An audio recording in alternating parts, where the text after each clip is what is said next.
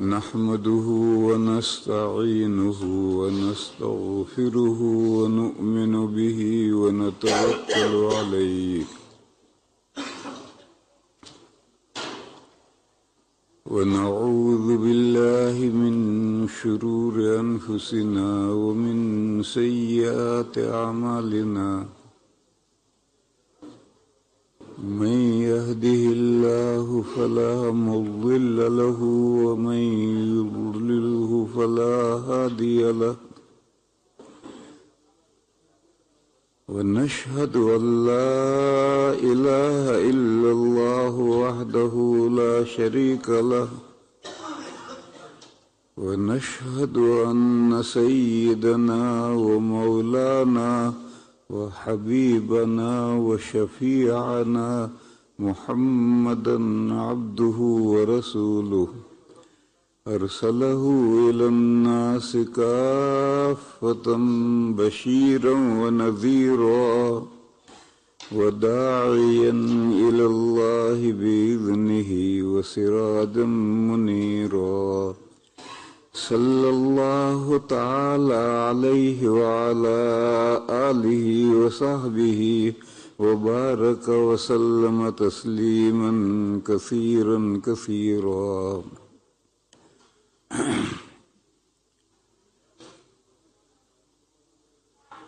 بزرگوں اور بھائیوں،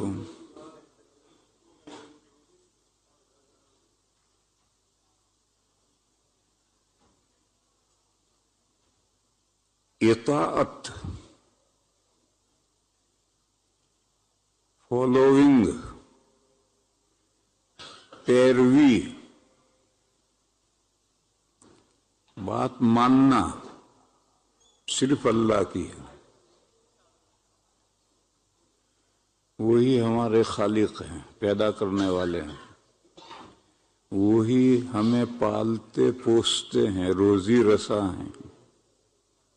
وہی ہماری ہر ضرورت پوری کرتے ہیں اور کوئی نہیں. اللہ ہی سب کچھ ہماری ضرورتیں پوری کرتے ہیں. اس لیے اطاعت انہی کی ہے.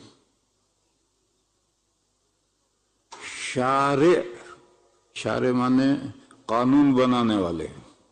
یہ جو اللہ نے دنیا میں قوانین بھیجے ہیں آدم علیہ السلام سے لے کر کے حضور تک، شارع صرف اللہ تعالی ہیں.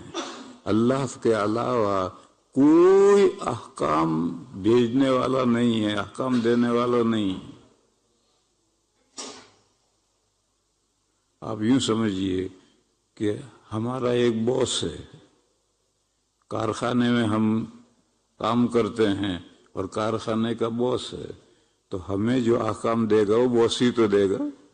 کوئی دوسرا کیسے دینے لگے گا؟ اور دوسرا کوئی اگر احکام دینے لگے تو اس کا فالو ہم کیسے کریں گے؟ تو کائنات کے مالک اللہ ہی، وہی شارع ہیں. اور یہ جو کہیں کسی کتاب میں اگر لکھا ہو نبی پاک صلی اللہ علیہ وسلم کے لیے شارع لفظ لکھا ہو تو وہ مجاز ہے. یہ ایسا ہی مجاز ہے جیسے دارالافتاء میں سے مفتی صاحب بھی فتوے دیتے ہیں، تو یہ جو فتویٰ مفتی صاحب دیتے ہیں یہ سب مجاز ہے، حقیقت نہیں ہے. حقیقت تو مفتی صاحب اللہ کا حکم بتاتے ہیں. اور اگر فتویٰ آیا اور ثابت ہو جائے کہ اللہ کا حکم نہیں ہے تو فتوے کو اٹھا کر ردی کی ٹوکری میں ڈالیں گے. اگر اللہ کے حکم کے مطابق فتویٰ ہے تو وہ فتویٰ ہے، اس پر عمل کرنا ہے. اور اگر ثابت ہو جائے کہ اللہ کے حکموں کے خلاف ہے تو اس پر عمل کرنا جائز نہیں. اسی طریقے سے میرے بھائیوں سمجھو کہ اللہ کے نمائندے، میسنجرز، آدم علیہ السلام سے لے کر حضور تک جتنے چھوٹے بڑے انبیاء اور رسول ہوئے ہیں، وہ سب جو احکام دیتے ہیں وہ اللہ کے یہاں سے آئے ہوئے احکام لوگوں کو بتلاتے ہیں، اپنی طرف سے کوئی حکم نہیں دیتے. اور یہ ممکن نہیں ہے کہ اللہ کے نام بات بنائے. اللہ نے نہیں میسج بھیجا، اللہ نے حکم نہیں بھیجا اور نبی نے اپنی طرف سے گھڑ کر کے لوگوں کو ایک حکم بتا دیا، یہ ناممکن ہے۔ مفتی سے تو یہ ممکن ہے، لیکن اللہ کے جو نمائندے ہیں پیغمبر، اگر وہ بھی ایسا کرنے لگے تو پھر کس پر اعتماد کیا جائے گا؟ اللہ خود تو آ کر بندوں سے کہنے سے رہے، اللہ تعالی خود آ کر بندوں سے کہنے سے رہے، وہ بندوں کے پاس اپنے احکام بالواسطہ نبیوں کے واسطے سے بھیجیں گے، اور نبی بھی یہ گڑبڑ کرنے لگے، رسول بھی یہ گڑبڑ کرنے لگے تو پھر کیا راستہ، کون سا راستہ رہے گا؟ کوئی راستہ ہی نہیں رہے گا۔ قرآن کریم میں ایک آیت ہے، وَلَوْ تَقَوَّلَ عَلَيْنَا بَعْضَ الْأَقَاوِيلِ لَأَخَذْنَا مِنْهُ بِالْيَمِينِ ثُمَّ لَقَطَعْنَا مِنْهُ الْوَتِينَ۔ مشرکین یہ کہتے تھے، مکہ کے مشرک یہ کہتے تھے کہ یہ جو محمد صاحب قرآن پیش کر رہے ہیں اور کہتے ہیں کہ یہ اللہ کے یہاں سے اللہ قرآن آیا ہے، یہ سب غلط ہے۔ وہ خود ہی گھڑتے ہیں، بتاتے ہیں، جیسے شاعر ہوتے ہیں وہ اشعار بناتے ہیں، لوگوں کو سناتے ہیں، مقرر ہوتے ہیں وہ تقریر بناتے ہیں، لوگوں کو سناتے ہیں۔ کہا یہ اپنی طرف سے بناتے ہیں قرآن، لوگوں کے سامنے پیش کرتے ہیں۔ اس اعتراض کا قرآن کریم نے کئی طرح سے جواب دیے۔ ایک جواب یہ دیا کہ اگر محمد صاحب ایسا قرآن جیسا ہے، ایسا کلام محمد صاحب نے بنایا ہے، تمہارے ساتھی نے بنایا ہے، تو تم بھی بناؤ، اور اکیلے نہیں، تم بھی اور تمہارے معبود بھی، اور ساری وَلَوِ اجْتَمَعَتِ الْإِنسُ وَالْجِنُّ، سارے انسان اور سارے جنات ملا کر کے قرآن جیسا تم بھی بناؤ۔ ایک محمد صاحب بنا سکتے ہیں تو تم سارے دنیا کے انسان اور جنات مل کر کیوں نہیں بنا سکتے؟ اور بنانا بھی سارا قرآن نہیں بنانا، 10 صورتیں بنا کے لاؤ۔ چلو 10 نہیں بنا سکتے تو ایک صورت بنا کے لاؤ، ایک صورت نہیں بنا سکتے تو ایک آیت بنا کے لاؤ۔ اور اگر تم سارے انسان مل کر کے عاجز ہو جاؤ تو پھر تو ماننا پڑے گا کہ یہ محمد صاحب کا کلام نہیں۔ تو قرآن کریم نے اس کا جواب دیا ہے۔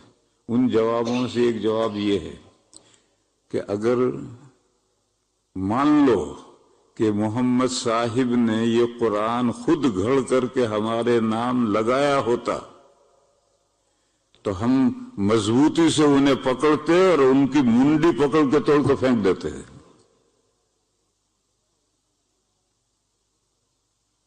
وَلَوْ تَقَوَّلَ عَلَيْنَا بَعْضَ الْأَقَاوِيلِ، اگر نبی پاک صلی اللہ علیہ وسلم نے ہمارے نام کوئی ایک بات بھی لگائی ہوتی، بعض الاقاویل، سارا قرآن کو تو رہنے دو، اگر قرآن کریم کی ایک بات بھی ہمارے نام محمد صاحب نے لگائی ہوتی، لَأَخَذْنَاهُ بِالْيَمِينِ، ہم دائیں ہاتھ سے اسے پکڑتے، دائیں ہاتھ سے پکڑتے یعنی قوت سے پکڑتے۔ حدیث شریف میں ہے کہ اللہ کے دونوں ہاتھ دائیں ہیں۔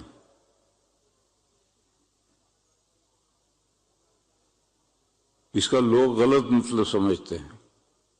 دیکھو میرا یہ دائیں ہاتھ ہے تو میرے دونوں ہاتھ دائیں ہیں، اس کا مطلب کہ یہ ہاتھ بھی یہاں ہے اور یہ ہاتھ بھی یہیں ہے، وہی ادھر خالی ہے، یہ مطلب نہیں ہے۔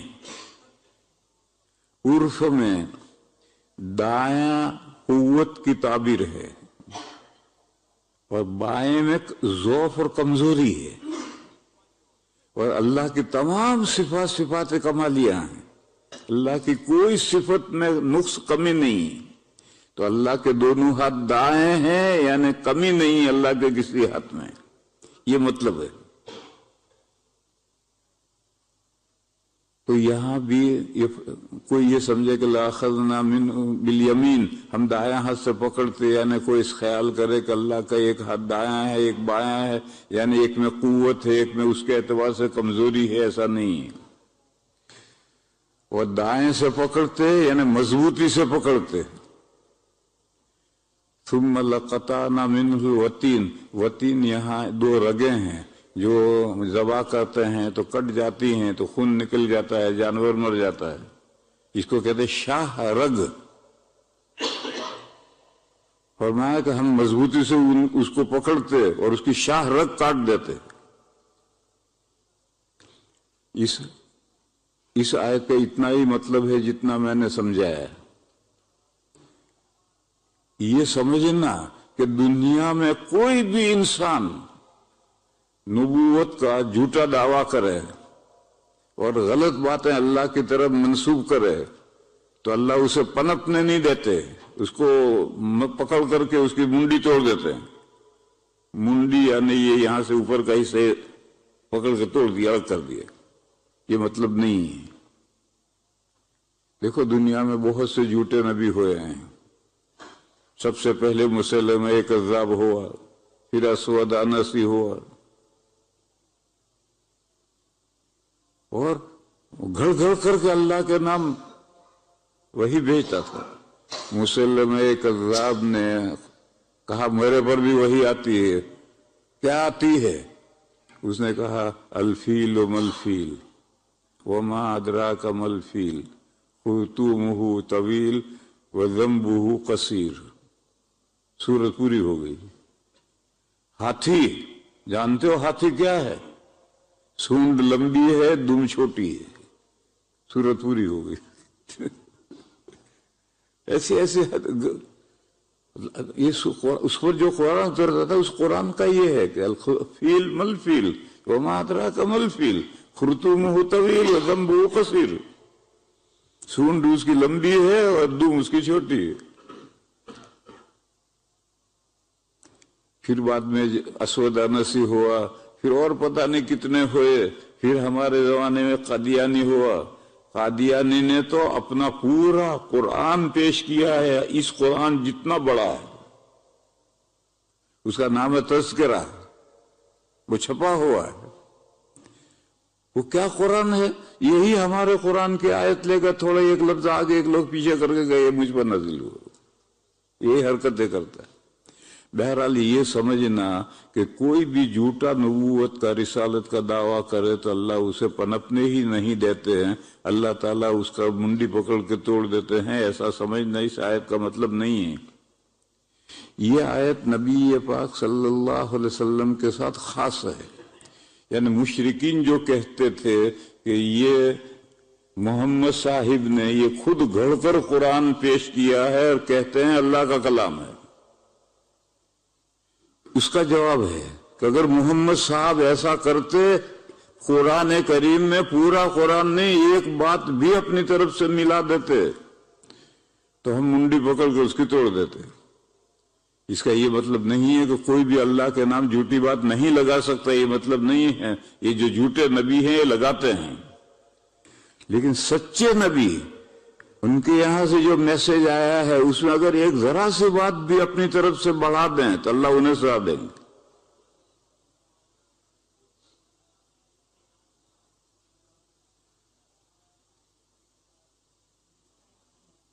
لوگوں نے ایک قصہ گھڑا ہے.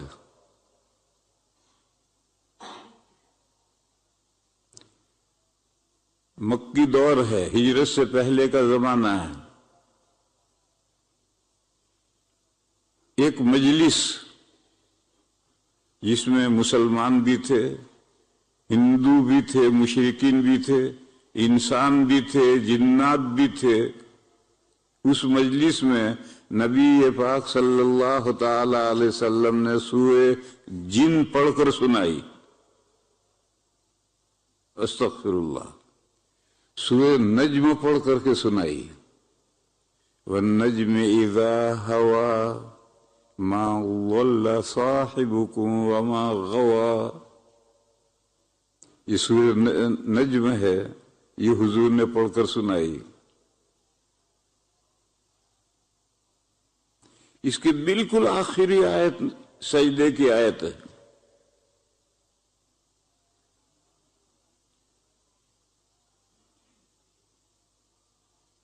دیکھو میرے بھائیو، سجدے دو ہیں.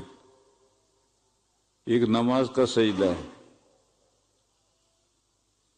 اور ایک اللہ کی خاص آیتوں پر کے پڑھنے پر سجدہ واجب ہوتا ہے.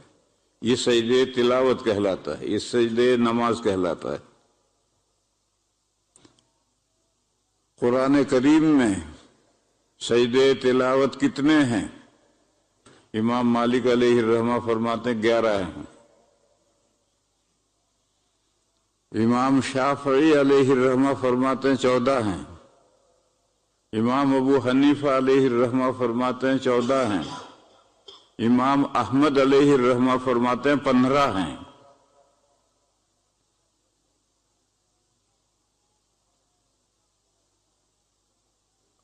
آخر کی 3 صورتیں، سورہ نجم، سورہ انشقاق اور سورہ علق، یہ مفصلات چھوٹی چھوٹی آیتوں والی جو صورتیں ہیں، مفصلات کے 3 سجدے ہیں۔ امام مالک کہتے ہیں یہ سجدے مکی دور میں کیے جاتے تھے، مدنی دور میں منسوخ ہو گئے، تو 14 میں سے 3 نکال دیے تو 11 سجدے رہے۔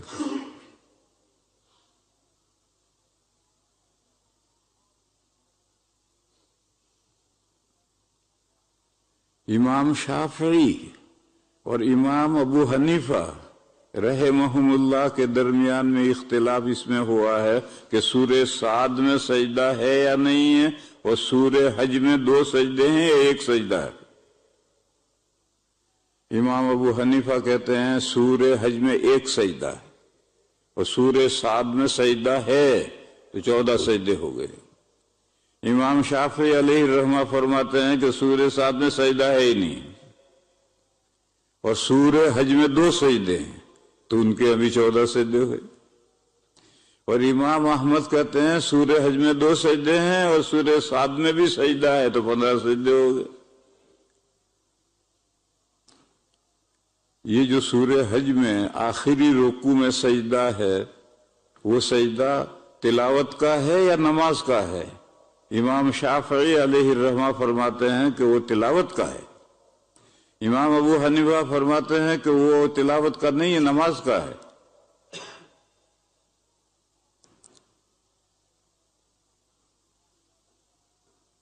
قاعدہ کلیہ سمجھو، جہاں صرف رکوع کا ذکر ہو یا صرف سجدے کا ذکر ہو تو تلاوت کا رکوع سجدہ ہے،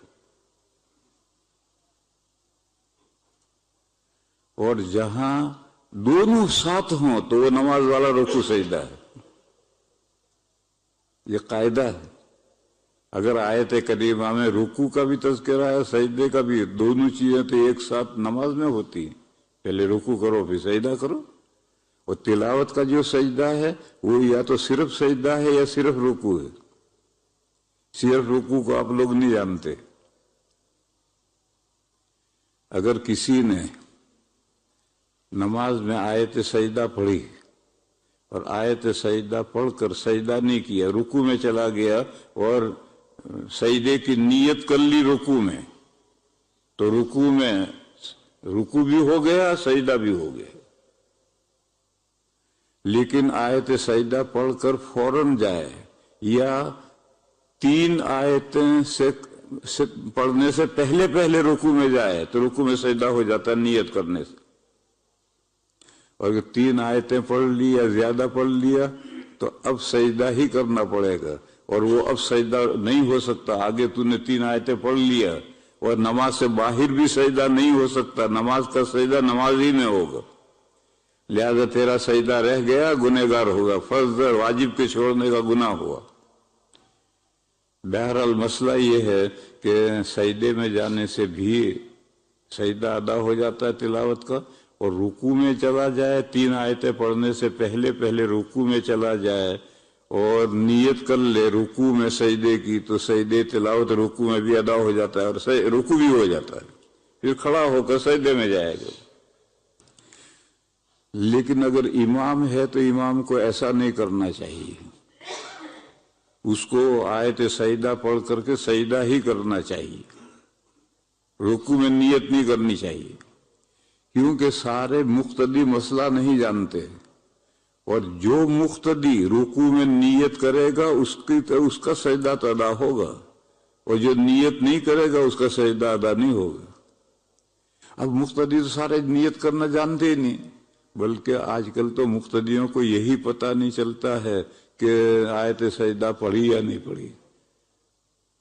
پیچھے سننے والوں کو تو لیے تو سارا قرآن ایک جیسا ہے، وہ کچھ معنی تو سمجھتے نہیں.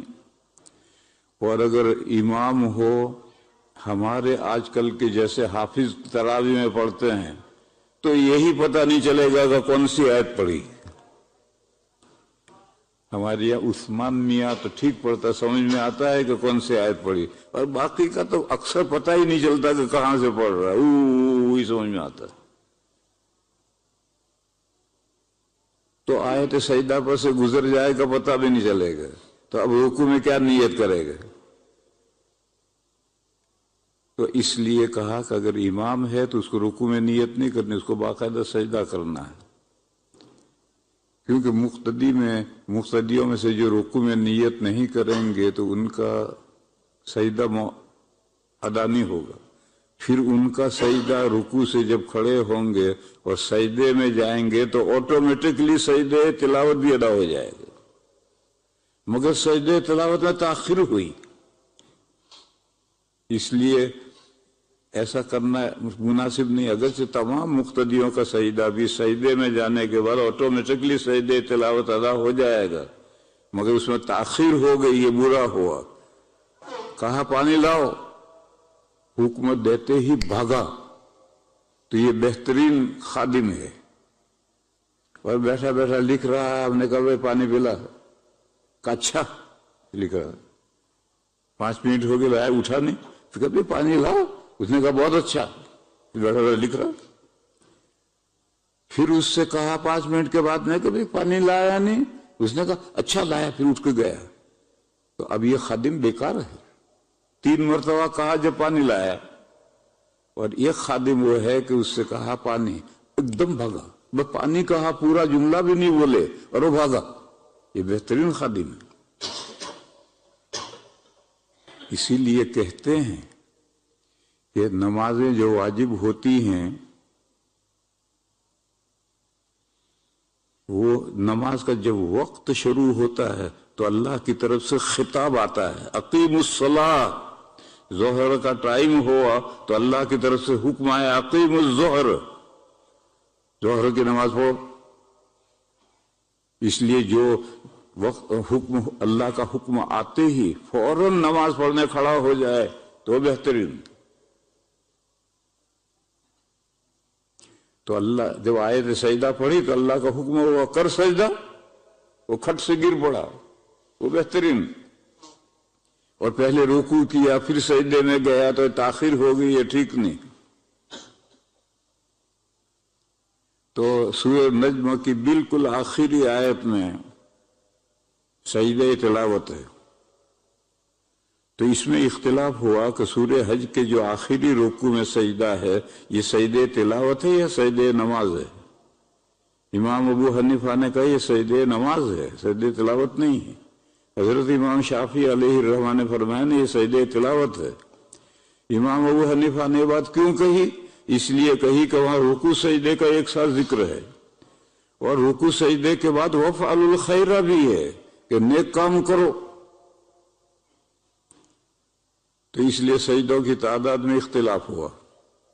تو امام مالک علیہ الرحمہ یہ فرماتے ہیں کہ سورہ نجم جو ہے یہ مفصلات میں ہے، اور اس کے آخر میں جو سجدہ ہے وہ ہجرت سے پہلے مکے میں تو یہ سجدہ تھا، بعد میں یہ سجدہ موقوف ہو گیا، منسوخ ہو گیا. تو مکے میں تھا، اور مجلس ایسی ہے جس میں ہر طرح کے لوگ ہیں، مشرک بھی ہیں، مومن بھی ہیں. پہلے اسلام پھیلتا تھا، اب اسلام کم پھیلتا ہے. کیوں؟ پارٹیشن ہو گیا. اب غیر مسلم ہمارے پاس آتے ہی نہیں، ہم ان کے پاس نہیں آتے، نہ وہ ہماری بات سنتے ہیں نہ وہ اپنی بات ان کو سناتے ہیں، تو کہاں سے متاثر ہوں گے؟ پارٹیشن ہو گیا، حصے الگ الگ پڑ گئے. اور مشرکین کو تو رہنے دو، یہ ہمارے جو فرقے ہیں، شیعہ ہیں، قادیانی ہیں، خوجہ ہیں، پوجا ہیں، یہ سب ہیں، یہ سب بھی ہمارا ملنا جلنا ختم.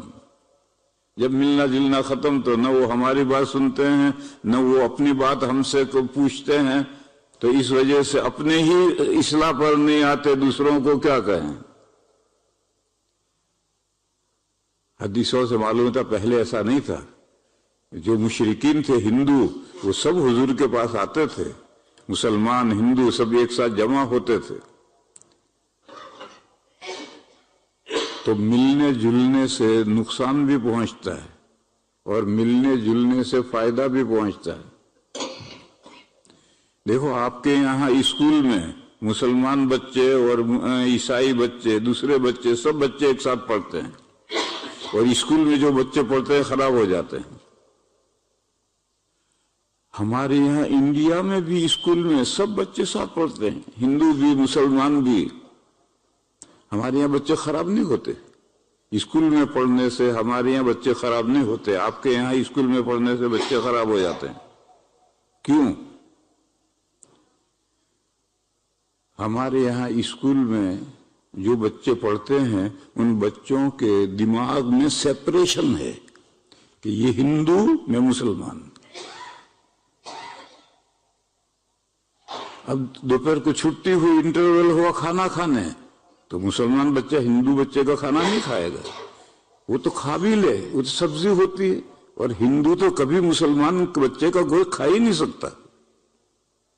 کیوں؟ دماغ میں سیپریشن ہے، اس لیے تعلیم کا نقصان نہیں پہنچتا۔ ہندو بچہ چڈی پہن کر آتا ہے، مسلمان بچہ پاجامہ پہن کر جاتا ہے، کبھی ہندو بچہ پاجامہ پہن کر نہیں آئے گا اور مسلمان بچہ چڈی پہن کر نہیں آئے گا۔ کیوں؟ دماغ میں سیپریشن ہے۔ یہ جو ملک ہیں آپ کے یہاں وہ دماغ میں سیپریشن نہیں ہے۔ I am American, I am British, ہر بچہ کہتا ہے I am British, I am American. جب دماغ میں سیپریشن نہیں رہا تو ہندو بچے میں مسلمان بچے میں فرق ہی نہیں رہا۔ اس لیے میں اسکول کی تعلیم سے یہاں جو ضرر پہنچتا ہے، مسلمان بچوں کو نقصان جو پہنچتا ہے، وہ پہنچنے کی وجہ یہ ہے کہ دماغ میں دو خانے ہے ہی نہیں، ایک ہی خانہ ہے، اور اپنے آپ کو ان غیر مسلم بچوں کی طرح سے وہ سمجھتے ہیں، تو جو وہ کرتے ہیں وہ یہ کرتے ہیں، تو یہ نقصان پہنچا اور فائدے بھی پہنچتے ہیں۔ یہ دور اول تیزی کے ساتھ اسلام پھیلا تھا، وہ اسلام اس ملنے جلنے سے پھیلا تھا، ایک دوسرے سے ملتے جلتے تھے، باتیں اپنی کہتے تھے، اس کی سنتے تھے۔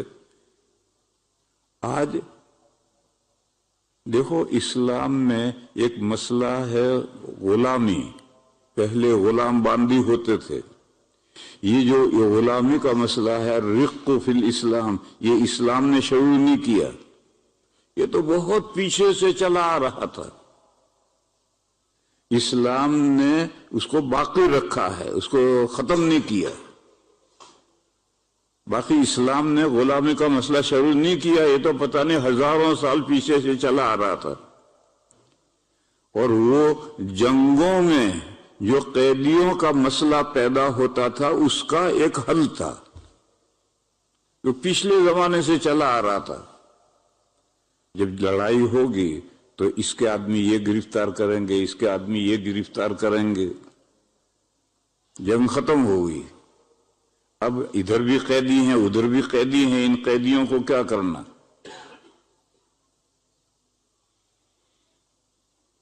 ان قیدیوں کو تبادلہ کرو، تم بھی ان کے قیدی چھوڑو، وہ تمہارے قیدی چھوڑے۔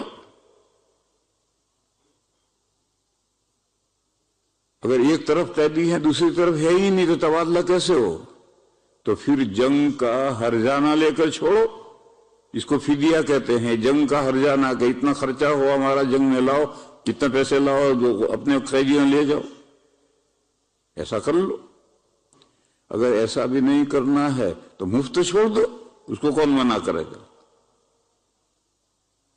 اور مفت چھوڑنا بھی مصلحت نہیں ہے، تو پھر فوج میں غلام باندی بنا کر تقسیم کر دو، دو اس کو دیے، ایک اس کو دیا، ایک اس کو دیا، ایک اس کو دیا، ایک اس کو دیا۔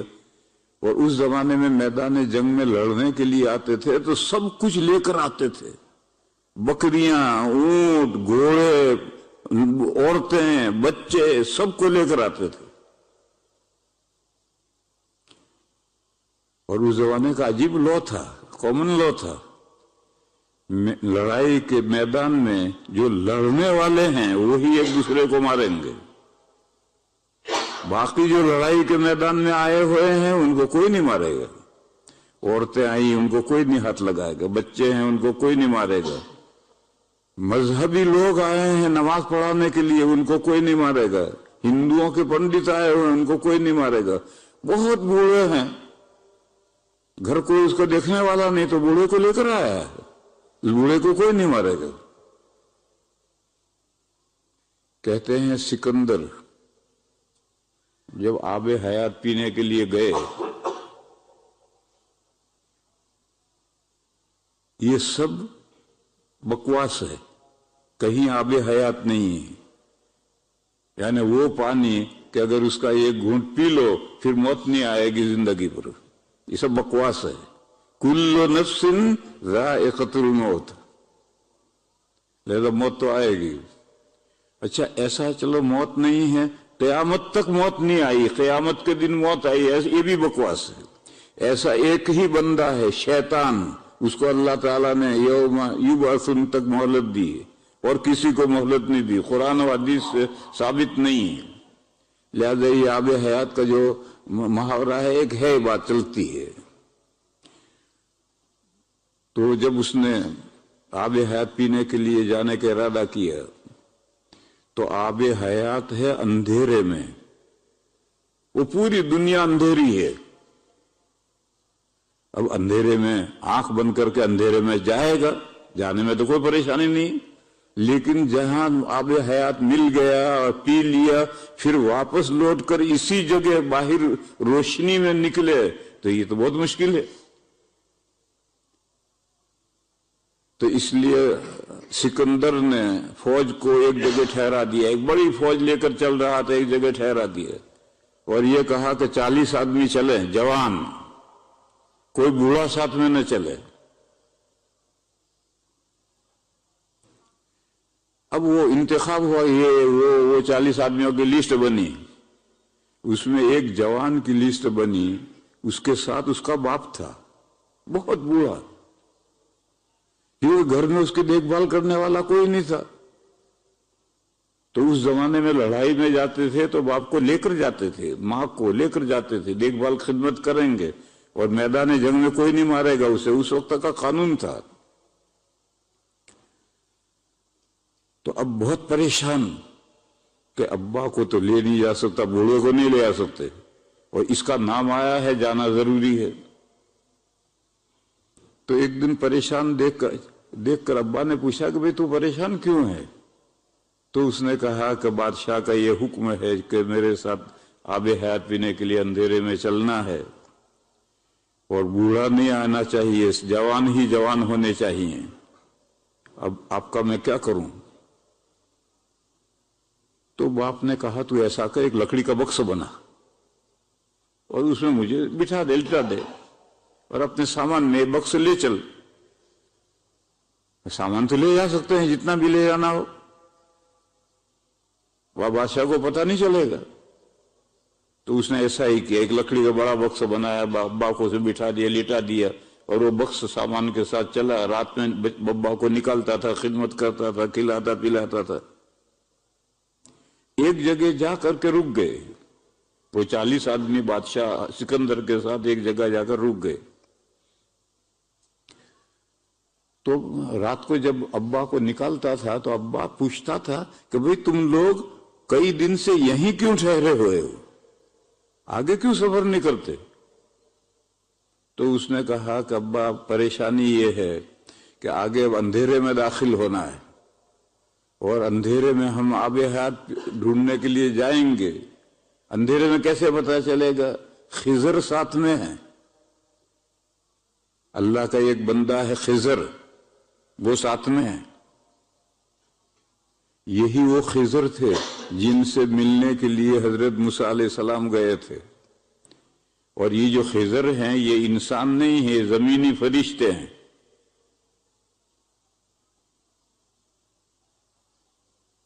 زمینی فرشتوں کو اللہ تعالیٰ نے تکوینیات کا علم دیا ہے، تو وہ بتا سکتے ہیں کہ آب حیات چشمہ کون سا ہے۔ سکندر کو 40 آدمیوں کو تو کیا پتا چلے گا، وہ تو انسان ہیں، ان کو نہیں پتا چلے گا۔ وہ خضر ساتھ میں وہ بتائیں گے کہ یہ آب حیات پی لے۔ تو اندھیرے میں آب حیات کا پتہ کیسے چلے گا؟ آدمی راہبر ہے، گائیڈ ہے، وہ بتلائے گا کہ یہ آب حیات ہے۔ یہ سب بکواس ہے۔ تو اب اندھیرے میں گھسنا ہے، یہ اندھیرے میں وہ آب حیات جب بتانا ہوگا، چشمہ آئے گا، تب وہ فرشتہ ظاہر ہوگا، خضر ظاہر ہوگا، اور وہ بتائے گا کہ یہ آب حیات پی لے۔ پھر وہ اطلاع کر کے پلا کر کے وہ تو گیا، آب حیات پلا کر گیا۔ حضرت موسیٰ علیہ السلام کے پاس جو خضر ملے تھے وہ بھی 3 واقعات کے بعد میں گئے۔ اب ہم لوٹ کر کے اسی جگہ آنا ہے، کیونکہ باقی لشکر تو یہیں ٹھہرا ہوا ہے، تو یہاں کیسے آئیں گے؟ اس میں مشورے ہو رہے ہیں۔ اب کوئی بات کسی کی سمجھ میں آتی نہیں کہ کیسے لوٹ کر آئیں گے۔ تو باپ نے بتایا، ارے بہت آسان ہے اس کا طریقہ، تم ایسا کرو، ایک گھوڑی لاؤ جو بالکل گابھن ہو اور بیاہنے والی ہو، وہ گھوڑی لاؤ ایسی۔ پھر ایسی گھوڑی لا کر جب اس کا بچہ پیدا ہو، بچہ جنے، تو فوراً اس کے چہرے کے، اس کے منہ کے سامنے اس کو ذبح کر دو، بچے کو، اور بچے کو ذبح کر کے وہیں زمین میں گاڑ دو۔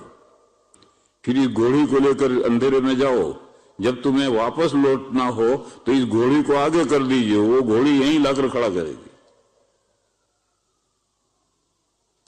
صبح میٹنگ بیٹھی تو اس نوجوان نے یہ تدبیر پیش کی، تو سکندر نے کہا تیرے ساتھ کوئی بڈھا ہے، بتا کون ہے؟ اس نے کہا تیرے ساتھ کوئی بڈھا ہے۔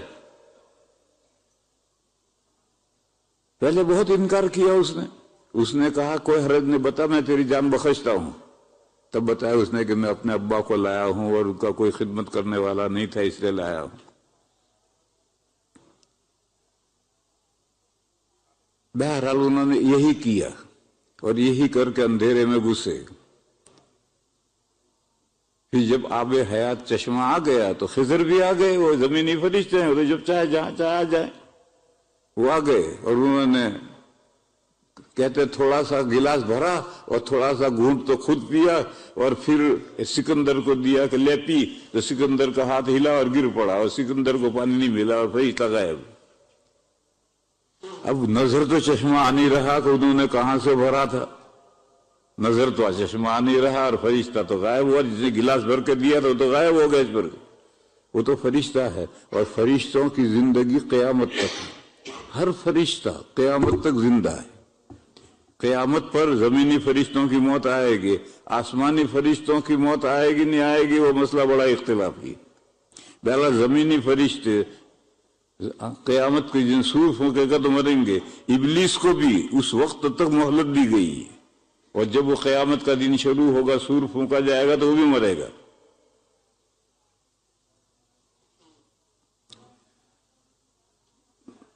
تو یہ جو کہتے ہیں کہ خضر نے آب حیات پی لیا اس لیے وہ ہمیشہ زندہ ہے، ایسا نہیں ہے۔ وہ زمینی فرشتے ہیں، اور زمینی فرشتوں کی تو زندگی قیامت تک ہے۔ اور انہوں نے گلاس بھر کر کے دیا تھا، بکواس، گلاس بھر کر کے دیا تھا، وہ ان کا ہاتھ ہلا اور وہ گلاس گر پڑا، اور وہ سکندر پی نہیں سکا اور وہ غائب ہو گئے۔ بھی چلو گھر چلو واپس، گھوڑی کو آگے کر دیا، وہ گھوڑی لے کر جا رہی ہے، اور سب 40 آدمی اس کے پیچھے پیچھے جا رہے ہیں۔ درمیان میں راستے میں گھوڑوں پر بیٹھ کر چل رہے تھے، اور نیچے کچھ چمک رہا ہے، وہ چمک رہا، جب جب جب جب جب جب تو آواز آئی، جو لے گا وہ بھی پچھتائے گا، نہیں لے گا وہ بھی پچھتائے گا۔ تو بعض لوگوں نے سوچا کہ جب دونوں صورتوں میں پچھتانا ہے تو کیوں لے، تو نہیں لیا انہوں نے۔ اور بعض نے سوچا کہ بھئی دونوں صورتوں میں پچھتانا ہے تو لے کیا حرج ہے، تو گھوڑے پر بیٹھ کر نیچے ہاتھ ڈالا تو نیچے کنکر آئے ہاتھ میں، تو لے کر خرجی میں بھرے۔ گھوڑے پر ایک تھیلا ہوتا ہے جس میں کھانا وانا رکھتے ہیں، خرجی کہتے ہیں، تو نیچے جھک کر کے ہاتھ مارا تو کنکر آئے تو خرجی میں بھرے، دونوں بھر دیے، تھوڑے بہت بھر لیے۔ جب اندھیرے سے باہر آئے تو دیکھا کہ نہایت قیمتی ہیرے ہیں، تو جنہوں نے نہیں لیا تھا انہوں نے کہا ہائے افسوس ہم نے نہیں لیا، اور جنہوں نے لیا تھا انہوں نے کہا ہائے افسوس ہم نے خرجیاں خالی رکھی، پوری بھر لیتے تو اچھا ہوتا۔ یہ سب وہی بکواس ہے۔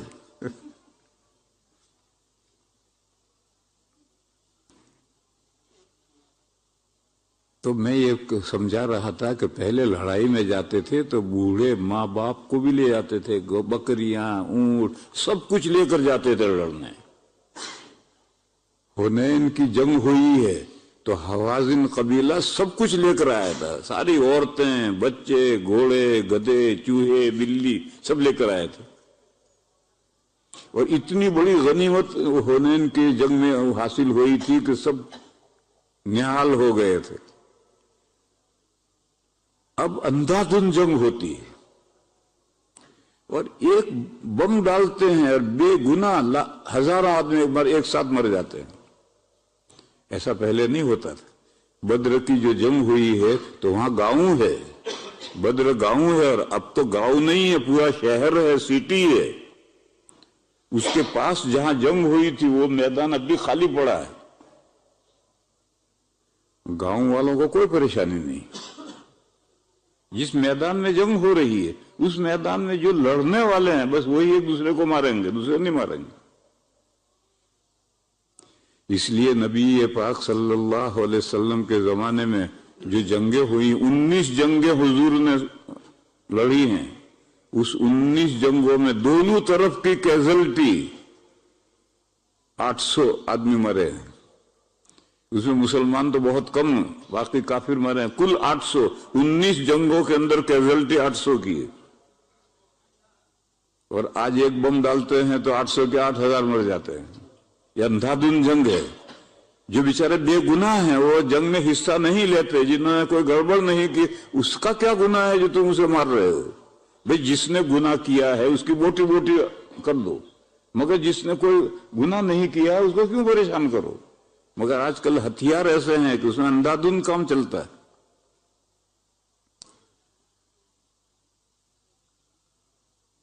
تو اس زمانے میں جو ایک دوسرے کے قیدی پکڑے جاتے تھے، ان کا مسئلہ کیسے حل کیا جائے؟ آج کل دنیا کہتی ہے غلامی نہیں ہے، تو پھر ان قیدیوں کا مسئلہ حل کر کے بتاؤ۔ اگر مفت چھوڑ دیتے ہیں تو پھر جا کر کے نئی وردی پہن کر کے پھر لڑنے آ جائیں گے، اور اگر ان کو مہمان رکھتے ہو اور کھلاتے رہتے ہو تو سارا ملک کنگال ہو جائے گا، اور اگر کھائیوں میں اتار کر کے شوٹ کر کے آگ لگا دیتے ہو تو یہ انسانیت کے خلاف ہے۔ سیکنڈ وار میں ایسا ہی کیا جاتا تھا۔ سیکنڈ وار 1942 سے 48 تک چلی ہے، جس میں ساری دنیا انوالو ہو گئی تھی۔ اب 6 سال مسلسل جنگ چل رہی ہے، اب جو قیدی پکڑے جا رہے ہیں ان کا مسئلہ کیسے حل کریں؟ تو اس زمانے میں یہ کیا جاتا تھا کہ اتوار کو چھٹی ہوتی تھی، جنگ بند ہوتی تھی۔ جنگ میں بھی قاعدے ہیں، ہارن بجے گا تب جنگ شروع ہوگی، فائرنگ شروع ہوگی، پھر ہارن بجا تو فائرنگ بند۔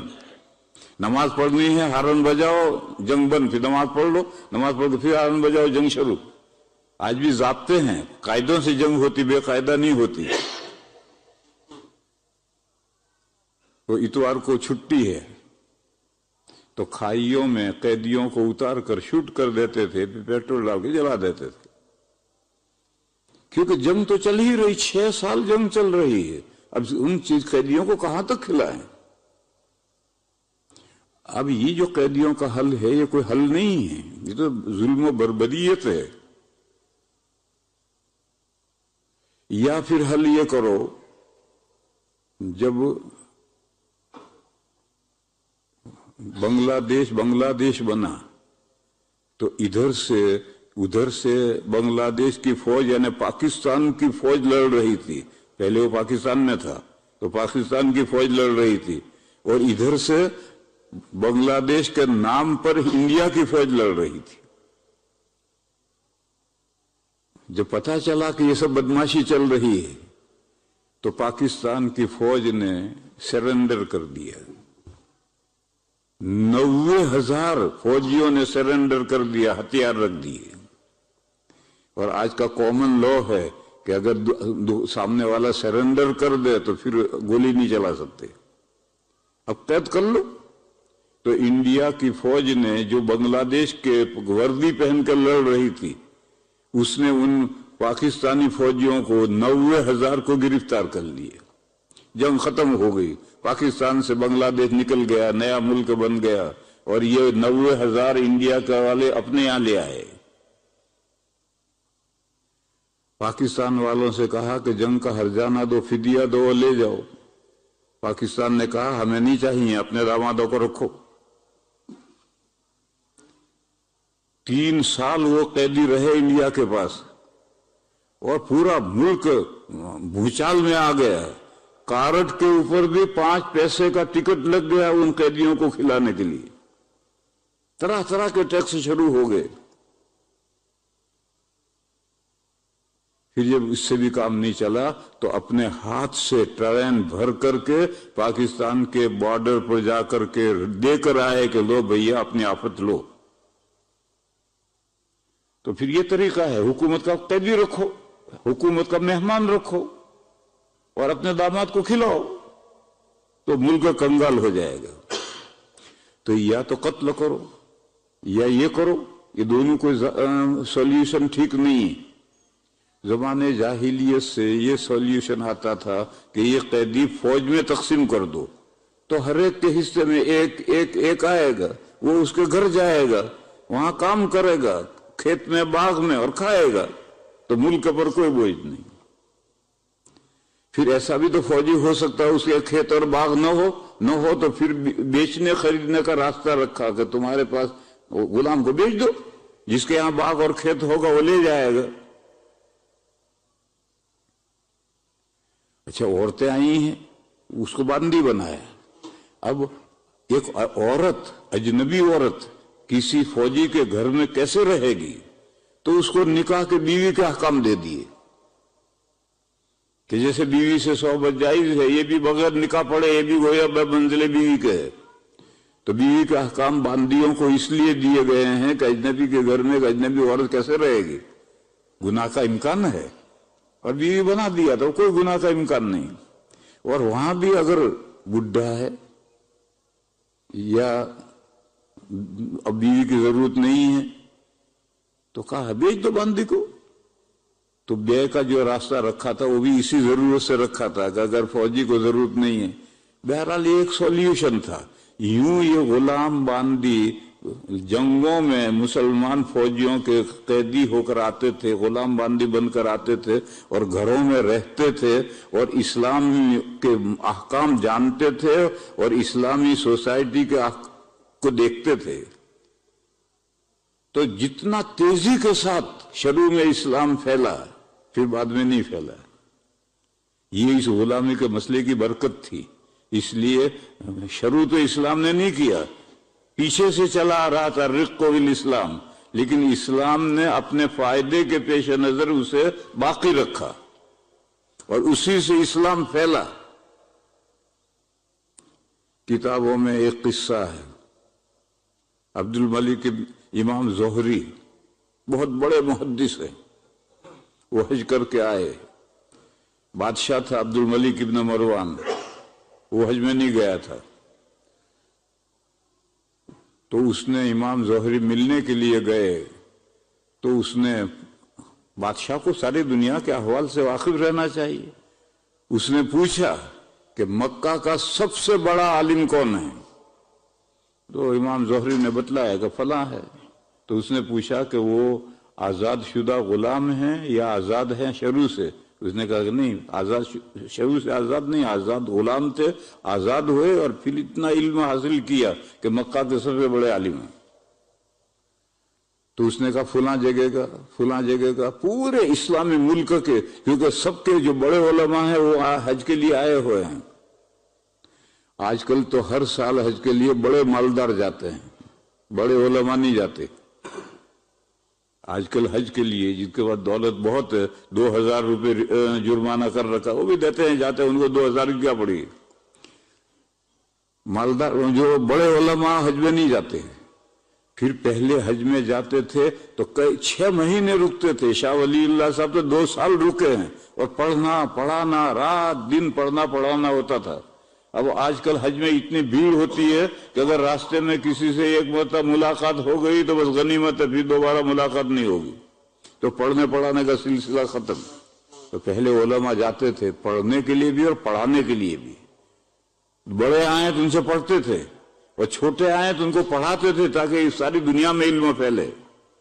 یہ اس زمانے میں علم پھیلانے کا حج کا عمرے کا تو رواج نہیں تھا. حج کے موقع پر ساری دنیا اکٹھا ہوتی تھی اور پڑھنے پڑھانے کا سلسلہ رہتا تھا اور علم ساری دنیا میں پھیلتا تھا. تو سب علماء آئے ہوئے ہیں. تو پوچھتا تھا فلاں شہر کا، فلاں شہر کا، فلاں شہر کا، فلاں شہر کا. تو سب جگہ پر بڑے علماء وہ غلام ہیں جو آزاد ہوئے، اور آزاد ہو کر پھر انہوں نے علم حاصل کیا. اس زمانے میں آزاد ہو کر چلے نہیں جاتے تھے. جس نے آزاد کیا ہے اس کے خاندان کا ایک فرد بن جاتے تھے.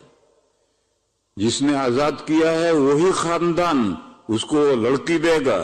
لڑکی اور باندی آزاد ہوئی ہے تو اس کا شادی کرائے گا، گھر بسا کر دے گا، کام کر کے دے گا، سنبھالے گا.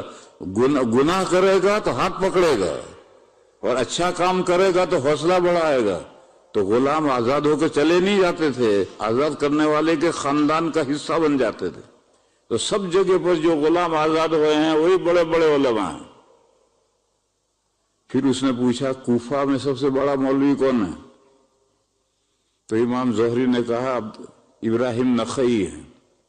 اس نے پوچھا کہ یہ موالی میں سے ہیں یا آزاد میں سے ہیں؟ اس نے کہا کہ نہیں، یہ عرب ہیں، نخعی ہیں، عرب ہیں، اور انہوں نے آزاد ہیں، اور انہوں نے سب سے بڑے عالم ہیں. تو اس نے ایک ٹھنڈا سانس لیا اور کہا اچھا ہوا تم نے کم سے کم ایک نام تو بتلا دیا. ایک عرب تو نکلا جس جو بڑا عالم ہے کوفہ کا، ورنہ میری تو جان نکلنے کو ہو رہی تھی کہ سارے عرب کہاں گئے، سب آزاد کہاں گئے، یہ سب موالی بڑے علماء بن گئے، یہ سب آزاد کہاں گئے، میری تو جان نکلنے کو ہو رہی تھی. بہرحال یہ جو اسلام نے الرق فی الاسلام کو جو باقی رکھا ہے اپنے فوائد کے لیے. ایک تو قریب آئے، ہمارے خاندان کا جز بنے تو مسلمان ہوئے، اسلام کو قریب سے دیکھنے سے مسلمان ہوئے. آج کل اسلام جو نہیں پھیل رہا اس میں ایک وجہ یہی ہے کہ ایک تو ہندو ہم سے قریب نہیں ہوتا، اور اگر قریب ہو بھی گیا تو ہمارے گھروں کا حال وہی ہے جو ہندوؤں کے گھروں کا حال ہے. ان کے گھر میں بھی کوئی اللہ کی بندگی نہیں کرتا، ہمارے گھر میں بھی کوئی عورت نماز نہیں پڑھتی. ان کے گھر کے اندر بھی گپ شپ ہوتی ہے، ہمارے گھروں میں بھی گپ شپ ہوتی ہے، اللہ کا کلام تو نہیں پڑھا جاتا. جو کچھ ہندو، 2 دکانیں ہندو کی مسلمان کی دکانیں ہیں، دونوں ساتھ رہتے ہیں، صبح سے شام تک 10 مرتبہ ملتے ہیں، مگر مسلمان کا ہندو پر اثر نہیں پڑتا، وہ اسلام قبول نہیں کرتا. کیوں؟ جو دھوکہ دھڑی مسلمان کرتا ہے وہی دھوکہ دھڑی وہی کرتا ہے. وہ شراب پیتا ہے تو یہ بھی شراب پیتا ہے. تو ابھی مسلمان دکاندار کا اس ہندو دکاندار پر کیسے اثر پڑے؟ لیکن پہلے ایسا نہیں تھا، ہمارے گھروں میں اسلامی کلچر تھا. تو اب یہ جو غلام باندے ہمارے گھروں میں آ گئے یا آزاد ہو کر ہماری فیملی میں آ گئے، وہ ہمارا کلچر دیکھیں گے، اور ہمارا کلچر دیکھ کر متاثر ہوتے تھے، اور فوراً اور دیکھو یہ جو غلام باندیاں بنائی جاتی تھی تو اسلامی احکام جاری ہوتے تھے. ایک آدمی کے ملکیت میں 2 بہنیں آئی تو وہ دونوں بہنوں سے ایک ساتھ صحبت نہیں کر سکتا، ایک ہی کو بیوی رکھے گا۔ جیسے آزاد عورتیں نکاح میں آتی ہیں، 2 بہنوں کو نکاح میں جمع نہیں کر سکتا، تو اگر 2 بہنیں اس کی ملکیت میں آئی ہیں تو ایک ہی کو صحبت کرے گا، دوسری کو نہیں کر سکتا۔ عیسائی یہودی عورت سے نکاح پہلے جائز تھا، اب بھی قرآن میں جائز ہے، لیکن یورپ اور امریکہ میں یہ نکاح ٹھیک نہیں ہے، کیونکہ عیسائی اور یہودی عورتوں سے نکاح کرنے کا مطلب تمہارے بچے گئے چرچ میں، سینیگوگ میں، کیونکہ ابھی انفلوئنس عورتوں کا مردوں پر بڑھ گیا، اور یہ جو مسئلے تھے اس زمانے کے تھے جب اور مرد کا انفلوئنس تھا۔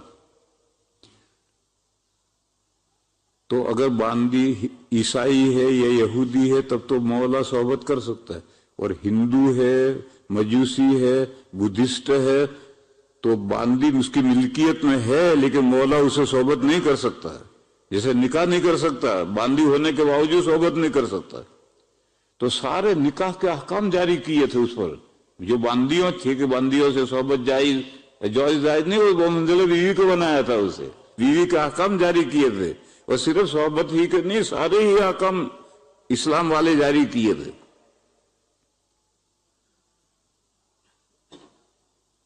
تو میں کہہ یہ رہا تھا کہ یہ جو غلامی کا مسئلہ ہے جس کو لے کر کے دنیا اسلام پر اعتراض کرتی ہے، ارے بھئی اسلام کا کیا تعلق اس مسئلے سے؟ اسلام نے یہ مسئلہ شروع تھوڑے کیا ہے، یہ تو پیچھے سے ہزاروں سال سے ایک مسئلہ چلا آ رہا تھا، اسلام نے اس کو اپنے مصلحت کے پیش نظر باقی رکھا ہے۔ بس اگر کوئی ختم کرے اور اس سے بہتر سولوشن پیش کرے تو اسلام قبول کرنے کے لیے تیار ہے۔ اسلام کو اصرار کہاں ہے کہ نہیں غلام باندی ہی بنائے جائیں، ایسا اصرار کہاں ہے؟ میرے بھائیو، میں کہہ یہ رہا تھا کہ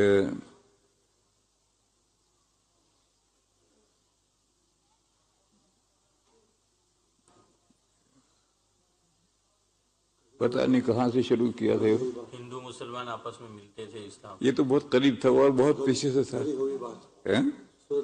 ہاں، تو یہ جو کلچر اختلاط تھا اس سے اسلام پھیلتا تھا، پھر جو مسلمان ہوا اسے اپنا لیا۔ اب خاندان کا جز ہے، خاندان کا کوئی بھی آدمی گڑبڑ کرے گا تو اس کا ہاتھ پکڑیں گے، ایسے یہ آزاد ہے، اس کو بھی غلط پکڑیں گے، اور اس کی شادی بیاہ کی ذمہ داری بھی اسی خاندان کی ہے کہ لڑکی اگر غلام ہندو مسلمان ہوا تو اس کو لڑکی دیں، اور اگر عورت مسلمان ہوئی تو اس کو لڑکا دیں، اس کا کاروبار کھڑا کریں، اس کو سنبھالیں، مانگتا نہ پھرے۔ آج کل تو جو نو مسلم ہوتا ہے وہ گھر گھر مانگتا پھرتا ہے، میں نو مسلم ہوں، میں نو مسلم ہوں، میری مدد کرو، میری مدد کرو، مانگتا نہیں پھرے گا۔ جس خاندان کے ہاتھ پر کسی آدمی کے ہاتھ پر وہ مسلمان ہوا ہے، مرد اور عورت، وہ ساری ذمہ دار وہی ہیں اس کے۔ تو یہ اسلام کے پھیلنے کی وجہ تھی، قرب۔ تو میں کہہ یہ رہا تھا کہ دور اول میں مکے میں ایک مجلس ہوئی، اس میں ہندو بھی تھے، مسلمان بھی تھے، جنات بھی تھے، انسان بھی تھے۔ انسان اور جنات تو ہوتے ہی ہیں، یہ سب انسان ہیں، یہیں جنات بھی ہیں، یہیں فرشتے بھی ہیں، لیکن اس میں مشرک بھی تھے اور مسلمان بھی تھے، اور حضور نے سورہ نجم پڑھ کر سنائی۔ جب آخری آیت پڑھی، ابھی آپ سمجھ نہیں سکتے، سورہ نجم اعلیٰ درجے کی فصیح و بلیغ ہے، اور پھر اسے پڑھا کس نے؟ نبی پاک صلی اللہ علیہ وسلم نے، زبان نبوت نے پڑھا، تو پورے مجمع پر ایسا گہرا اثر ہوا کہ جب آخری آیت پڑھ کر حضور نے سجدہ کیا تو سب مسلمانوں نے سجدہ کیا، تو سب ہندوؤں نے بھی سجدہ کیا، ایک نے نہیں کیا۔ اس نے مٹی زمین پر سے لے کر ماتھے کو لگا کر پھینک دی، کہا میرے لیے اتنا کافی ہے، میں جھکتا نہیں ہوں، وہ بدلے میں مارا گیا۔ باقی جتنے ہندوؤں نے اس مجلس میں سجدہ کیا تھا سب کو دیر سویر ایمان ملا، اس بڈھے کو نہیں ملا۔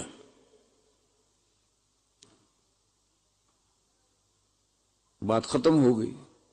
اب بات ختم ہوئی तो मुसलमानों ने तो कुरान, वो तो मोमिन है, कुरान पर ईमान रखते हैं। कुरान ने हुक्म दिया आखिर में कि अल्लाह के लिए सजदा करो और मेरी नजदीकी हासिल करो, तो मुसलमानों ने तो सजदा किया, करना चाहिए। लेकिन तुम हिंदुओं ने कम वक्त क्यों सजदा किया? तुम कहां कुरान को अल्लाह का कलाम मानते हो? अब ये खफगी मिटाने के लिए उन्होंने एक किस्सा गढ़ा, एक झूठी बात गढ़ी। उन्होंने कहा कि इस सूरत को पढ़ते हुए नबी साहब ने हमारे मूर्तियों की तारीफ की थी, तो इसलिए तुमने उन्होंने तौहीद बयान की थी, तो तुम इसलिए सजदा किया, और हमारे मूर्तियों की तारीफ की तो हमने सजदा किया। पीछे एक आयत आती है, अफरअयतुमुल लात वल उज़्ज़ा व मनात सालिसतल उखरा तिलकल गरानीकुल उला व इन्न शफाअतहुन्न लतुर्तजा तिलका इज़न किस्मतुन दीज़ा ला हौल वला कुव्वत। क्या मजमून कहां घुसाई? दो जुमले घुसाए। लात ही लात मारते हैं, वो लात नहीं, ये मुशरिकीन के एक बड़े बुत का नाम था। उज़्ज़ा ये भी एक मूर्ति है। मनात तीसरी मूर्ति है, वो इन दो से छोटी है। फिर दो जुमले घुसाए, ये ताइरान लाहूती हैं, यानी दूसरी दुनिया के फरिश्तों की दुनिया के, लाहूत फरिश्तों की दुनिया के ये परिंदे हैं बहुत कीमती। ये कौन? लात, उज़्ज़ा और मनात, ये ताइरान लाहूती हैं। वह इन्न शफाअतुन लतुर्तजा, और इनकी सिफारिश कबूल की जाएगी। तो उन्होंने ये दो जुमले गढ़े और कहा कि ये मोहम्मद साहब ने ये जुमले पढ़े बीच में, तो हमारे मूर्तियों की तारीफ आई तो हमने सजदे किए। फिर आगे आयत आती है, तिलका इज़न किस्मतुन दीज़ा। ऊपर से मजमून ये है कि अल्लाह के बंदे और ये मूर्तियां जिनको तुम अल्लाह के बेटे कहते हो, ये कैसी तकसीम है? अल्लाह के लिए बेटियां और तुम्हारे लिए बेटे, ये बेढंगी तकसीम है। तो अभी तो कुरान कहता है कि ये तीन मूर्तियां जो अल्लाह की बेटियां हैं, ये अल्लाह की बेटियां हैं और अल्लाह के यहाँ सिफारिश करेंगे। और फिर कुरान कहता है कि बेढंगी तकसीम है कि अल्लाह के लिए, तुम्हारे लिए बेटे और अल्लाह के लिए बेटियां, ये कैसी तकसीम है? तो जब वहीं तो उनकी तारीफ भी हो रही है और वहीं उनका बेढंगा होना भी बयान कर रहे। ये एक किस्सा लोगों ने गढ़ा, वो चल रहा है। आपके यहां ये सलमान रुश्दी है ना, उस सलमान रुश्दी ने एक नावल लिखा है, बहुत पहले लिखा था, सतानिक वर्सस। वो शैतानी आयात यही दो हैं, तिलकल गरानीकुल उला व इन्न शफाअतहु लतुर्तजा। फिर इस रिवायत को बुनियाद बनाकर फिर उस पूरी नावल में बकवास करता गया, कुछ का कुछ बढ़ता गया। जब ये नावल छपी थी तो मैं बोल्टन में था, तो मैंने लोगों से कहा कि भाई मुझे लाकर दो, मैं पढ़ूं इसमें क्या इसमें है। तो मुझे लाकर नावल दी, उसे सतानिक वर्षस दिया। अब मेरी अंग्रेजी इतनी पुख्ता बड़ी कवि नहीं है, तो अव्वलन तो मुझे समझ में कम आया, और फिर देखा कि कभी इंदिरा गांधी को गालियां दे रहा है और कभी उसको गालियां दे रहा है। मैंने कहा भाई बस किसी मर्द, कभी मर्द को गालियां दे रहा है, कभी औरतों को गालियां दे। इंदिरा गांधी उस जमाने में इंडिया में वजीर आजम थी, उसको गालियां दे रहा है, कभी हजरत आयशा को गालियां दे रहा है। मगर वो शुरू की इस रिवायत से, सतानिक वर्सस, शैतानी आयत, यही दो आयत यहां से शुरू किया है। और उसने इल्जाम ये रखा है कि जब मोहम्मद साहब सूर्य नज्म पढ़ रहे थे और उसके बीच में शैतान ने हुजूर की आवाज में आवाज मिला करके ये दो आयतें घुसा दी, तो दूसरे कुरान का क्या एतबार है? वो कौन सा शैतान ने घुसा दिया है या कौन सा अल्लाह के यहां से आया है? ये उस बेस है उस शैतानिक वर्सेस का।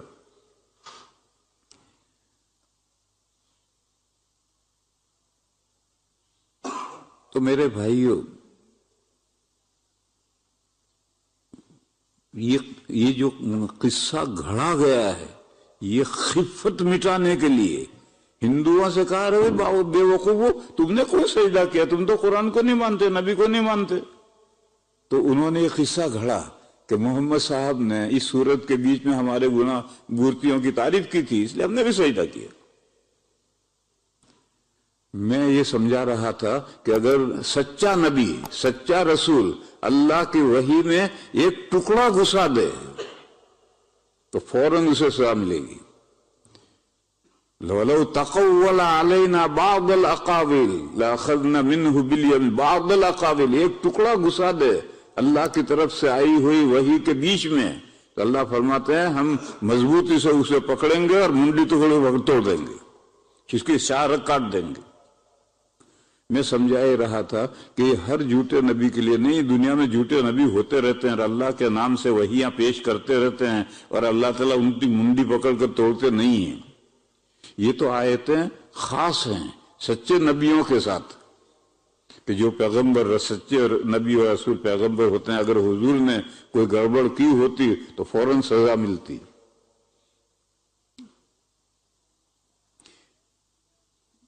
تو میرے بھائیوں، بات پتہ نہیں کہاں سے کہاں گئی، آپ تو یہ ذہن میں رکھیں کہ یہ جو وَلَوْ تَقَوَّلَ عَلَيْنَا بَعْضَ الْأَقَاوِيلِ ہے، اس سے قادیانی اگر یہ کہیں کہ ہمارا مرزا اگر جھوٹا نبی ہوتا تو اللہ تعالیٰ اس کی منڈی پکڑ کے توڑ دیتے، اس کو میں سمجھا رہا ہوں کہ آیت کا یہ مطلب ہے ہی نہیں کہ جو بھی نبوت کا جھوٹا دعویٰ کرے اس کے منڈی پکڑ کے توڑ دے اللہ، یہ آیت کا مطلب ہے ہی نہیں۔